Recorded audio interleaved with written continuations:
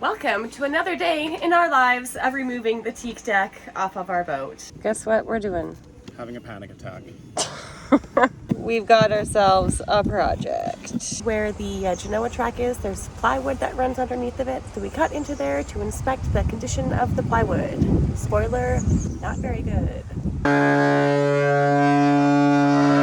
Hi, we're Kristen and Jeff, and we've been fixing up our 40-year-old boat over the last 4 years. We sold everything that we owned on land for a life on the water.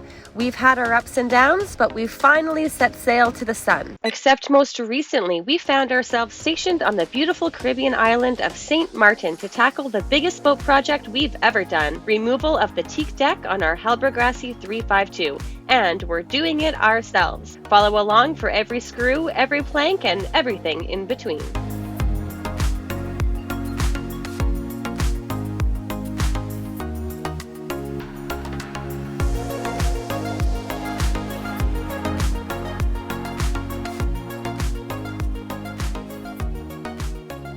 We are on lucky number 14, day 14, that is, of the teak deck removal project. And today we are taking up the remaining teak on the boat. We saved you from the boringness of taking out all the screws. Didn't get that one. Oh, there's another We one? gotta get that one, yeah. That's All right, yeah, we need the count. Look at our container. It is big. Almost done, and then we can do the full counting of it. Here, little bugger. Are you happy? All the teak's gonna be gone very soon. Yeah. Moving on. Woohoo! Not happy about what we gotta do, but you know. Well, we'll see what we have to do next. There's some options. Voila, it is done. All the teak is off of the boat, which feels real good. So we have now prepped the area, drilled all the holes out, countersunk them, cleaned off all of the disgusting sealant stuff. So we're just getting ready to fill the holes with epoxy today at some point. The day has come. We are on day 15. And guess what we're doing? Having a panic attack. We're cutting into the core. Jeff is using his DeWalt multi-tool for the job with the blade labeled for use with ceramic and grout. The multi-tool eats through batteries though, so make sure that you have your second one on the charger for rotating out. Just a little bit nerve-wracking. No big deal. Oh my god.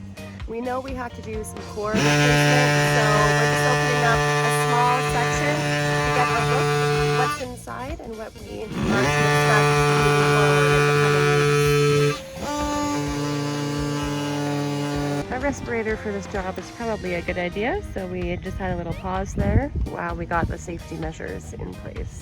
If you have any questions about what we're doing or materials that we're using, please do leave them in the comments down below. We read all of them and reply to as many as we can. Well, that took longer than expected, but he's got through the layer, and now we just have to figure out how to get this up. Mini crowbar to the rescue. We'll see. This gel coat's starting to go airborne here. Oh, snap. All right, we're getting somewhere. All that. Jeff was just commenting on he has watched other people on YouTube do this and it looks so easy to pry up, but ours is proving to be a bit more difficult. Shocker. Don't believe all the things you see on TV, kids. Ooh, getting it now. Look at that. Just slow, even pressure, you know? Yeah. So today is a Wednesday. This is what we do on Wednesdays. But what are you doing on your Wednesday, wherever you are? At least it appears we have no D-lamp issues with the way it's hanging on, right? We have release. Wow. Here she comes. It's like Christmas. Only it's a really, really expensive Christmas and we're not getting any present. We're having to buy presents. Wow. Investigative time now. Well, I did a good cutting job. You did the best cutting job, Isn't that babe. impressive? I'm really impressed with your cutting job. That's all that you're gonna say right now? Well, look at this cutting job. I'm just gonna slowly get into this. All right, let's assess. Okay, let's see. So, Does it feel damp? oh Or yeah, does it feel look solid? you can see it. Can you see it? All right, so the foam, oh, it's drying. Huh. Oh. A little bit wet on the No, fingertips. it is wet. Oh yeah, it's wet. Yeah. So that's why you get the moisture reading. So we picked this spot because it should be the worst, one of the worst. So there's the plywood, and you can see. Yeah, the plywood that goes underneath the Genoa track. See how that's going right in? Yeah. Shouldn't. Look how wide it is. Like the track runs here. Yeah, this long tape. An odd orientation too. Like.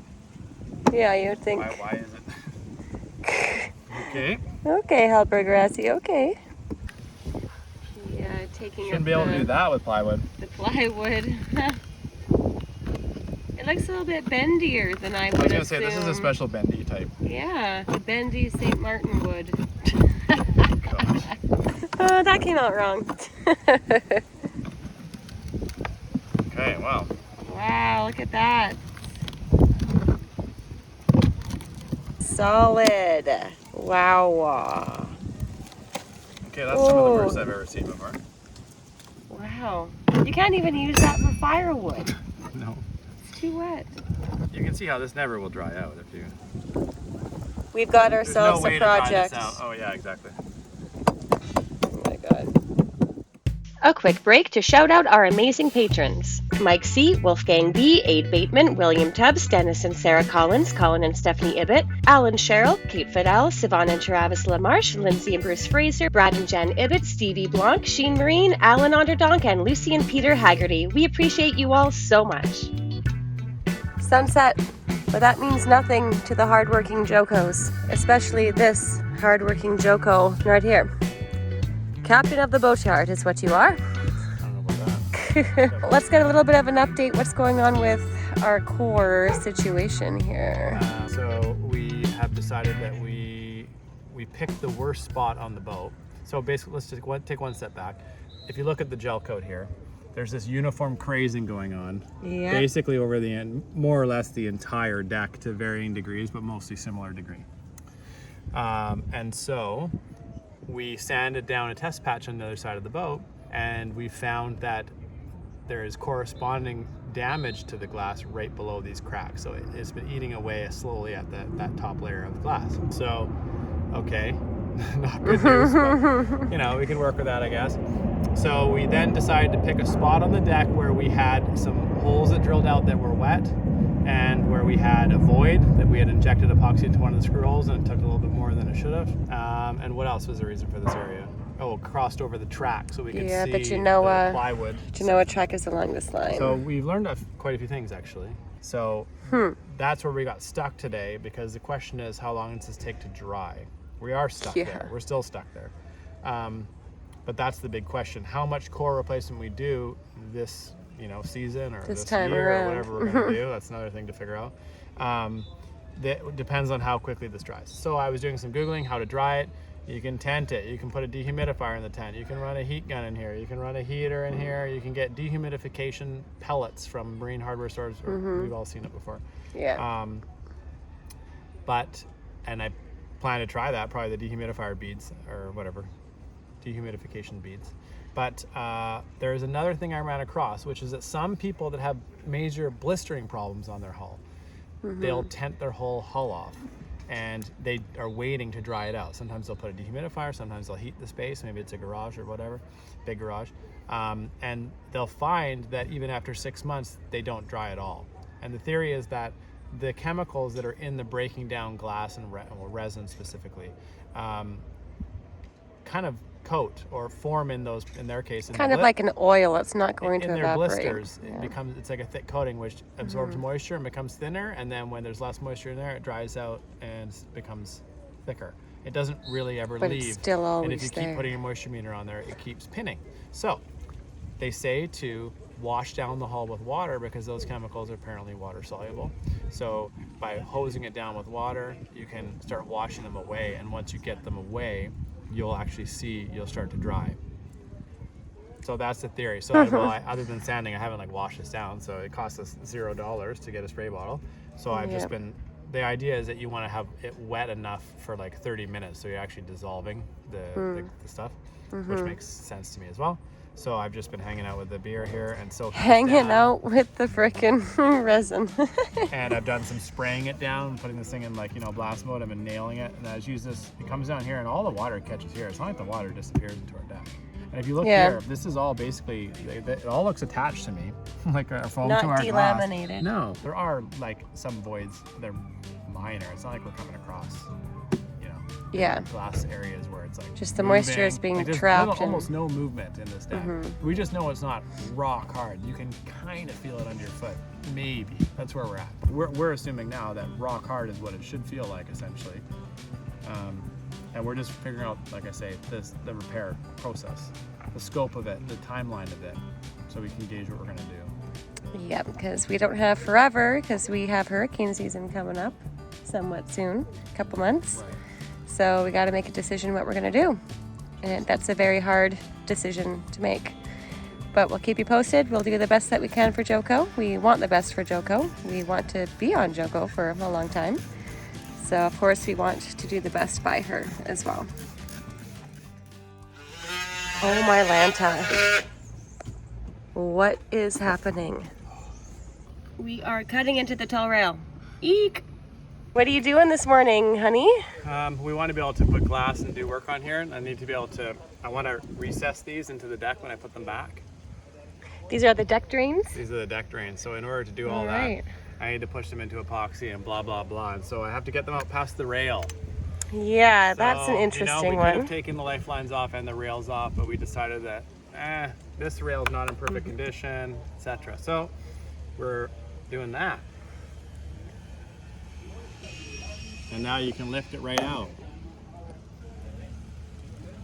And we're thinking we're going to round off this a bit more here, these corners here. Maybe follow this line and bring it slightly more around on both sides. Yeah, I mean, it looks good how it is right now. Looks fine. Yeah. Could look better maybe, but it doesn't look as bad as I feared. Yes, exactly. As long as these things don't crack, they shouldn't crack. They're pretty solid. So. And now you're a Hallberg Rassy woodworker. I just need to learn Swedish.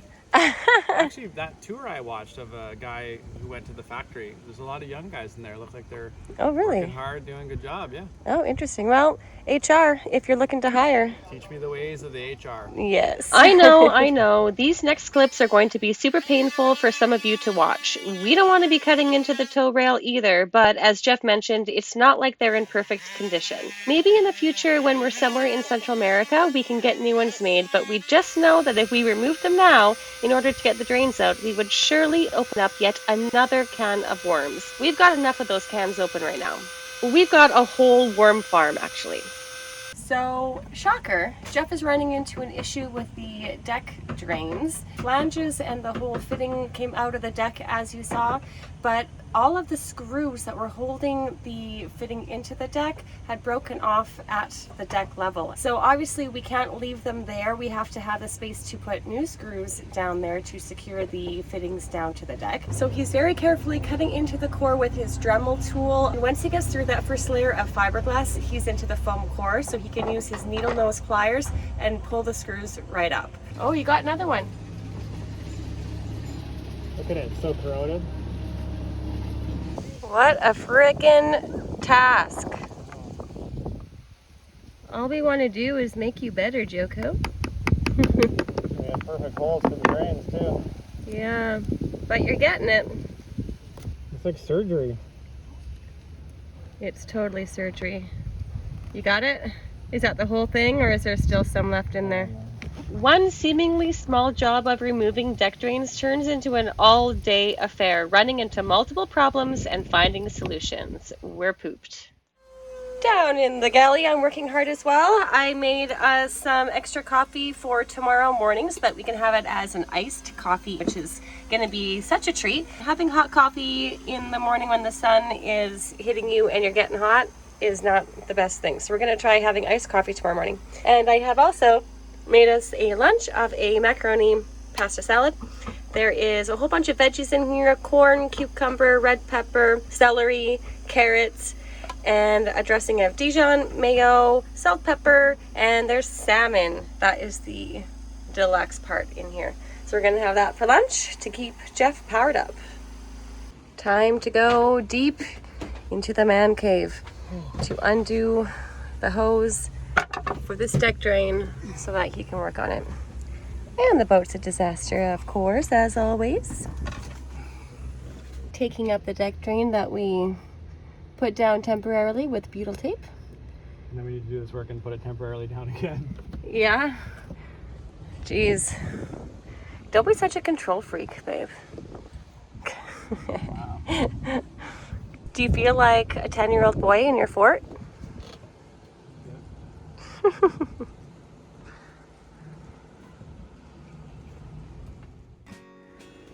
So we have the doors off of the hanging locker, and our electrical cabinet here is opened up from the rain last night. We had water pouring down through the scupper drains, and they were like a waterfall coming down the water here. So that was great. Tube for the scupper drains came unattached somehow in the cupboard, so that was great.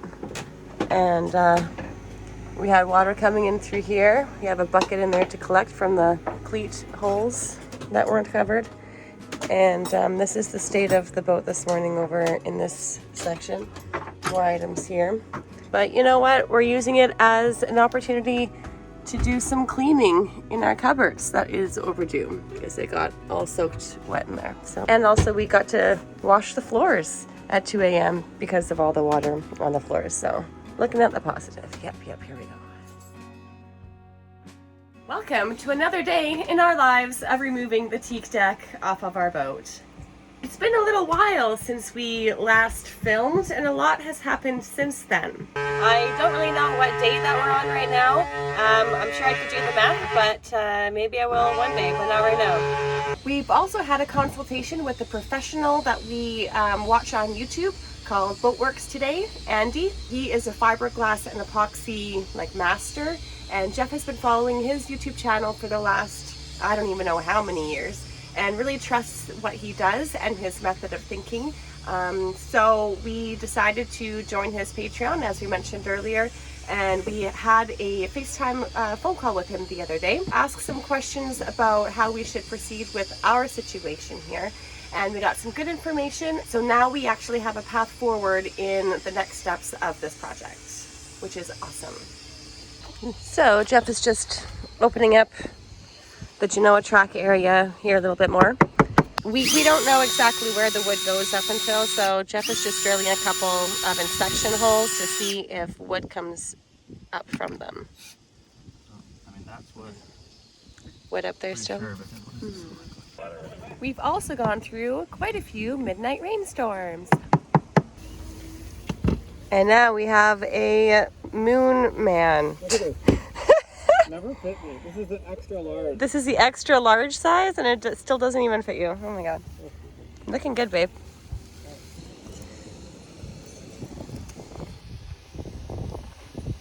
It's been slow progress over the last few days. A lot of researching, stress, and rainstorms. Taking the teak wood off the deck was the easy part for sure.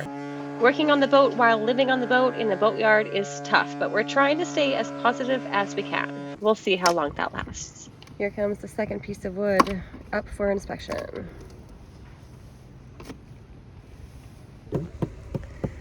So definitely damp. Yeah, I mean... Nice.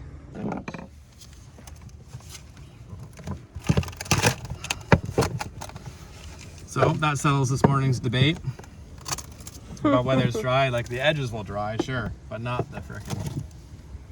I mean... Yeah. We know that will dry into there, but we weren't sure how wet it was. And you can see that it just gets fully... It's all related to the way the gel coat is on this boat.